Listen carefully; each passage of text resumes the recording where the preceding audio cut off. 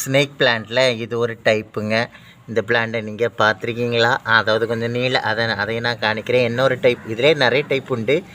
அதில் இது ஒரு டைப்பு. இது கொஞ்சம் அப்படியே அழகாக இருக்கும். அந்த என்ன சொல்லலாம், தாமரை பூ மாதிரி அந்த ஒவ்வொரு இலையும் அப்படி விரிஞ்சு அழகாக, ரொம்ப ஹைட்டாக வராது, எவ்வளோ அழகாக இருக்குது பாருங்கள். இது ஸ்னேக் பிளான்ட்டில் ஒரு வகை. அப்போ இதில் பார்த்தீங்கன்னா ஒரு 1 மந்த் இருக்கும்னு நினைக்கிறேன். இதிலேருந்து ஒரு இலை ஏதோ கீழே விழுந்து கிடந்துச்சு. அப்போ நான் நினச்சேன், உளுந்து இலையை நட்டு வைக்கலாமான்னு யோசித்து, நானும் ஒரு நாளாக நட்டு வைக்கிறேன்னு 2-3 நாள் யோசித்து அப்புறம் நட்டு வைக்கல. அப்புறம் இன்றைக்கி தான் தண்ணி ஊற்றும் பொழுது பார்த்தா பாருங்கள், இந்த இலை தான் இதிலேருந்து கீழே விழுந்து கிடந்த இலை. இந்த இலை தான் கீழே விழுந்து கிடந்துச்சு. அதில் இருந்து பாருங்கள், அது அந்த மண்ணில் அந்த இலை கிடந்து அதுலேருந்தே பாருங்கள், வா 2 குட்டி செடி முளைச்சிருக்கு பாருங்கள். எவ்வளோ அதிசயம்னு பாருங்கள்.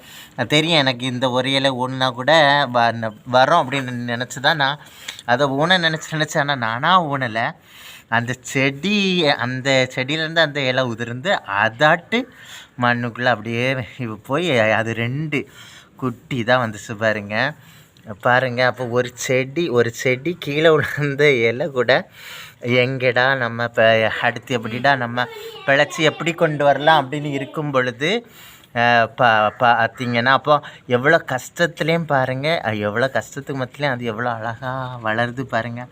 ஆனால் அதே மாதிரி தாங்க மனுஷங்களும், என்ன கஷ்டம் வந்தாலும், என்ன துன்பம் வந்தாலும், துயரம் வந்தாலும், அதையெல்லாம் என்ன பண்ணிடலாம், நல்லா அது டேக் இட் ஈஸியாக எடுத்து நம்ம அந்த சூழ்நிலைக்கேற்ப மாற்றி நம்ம வாழலாம்.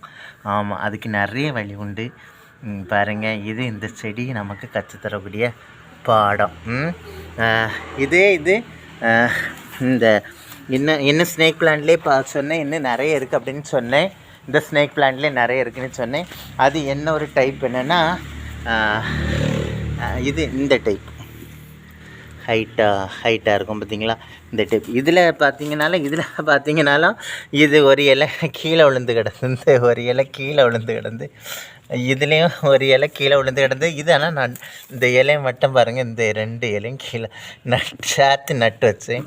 அதுலேருந்து எப்படி வருது பாருங்கள், அழகாக எப்படி வருது பாருங்கள். வா, இந்த செடியோட யூசஸ்லாம் உங்களுக்கு சொல்ல வேண்டிய தேவையில்லைங்க. சுற்றி உள்ள எல்லா நட்ஸு வாய்க்களையும் அது என்ன உறிஞ்சி நமக்கு நல்ல வாய்க்களாய் தரும். இந்த செடியெல்லாம் ரொம்ப நல்லது. வீட்டில் நம்ம நடுறது, வீட்டில் இருக்கிறதெல்லாம் ரொம்ப நல்லது. நீங்களும் இந்த மாதிரி செடிகளை நட்டு வச்சுருக்கீங்களா?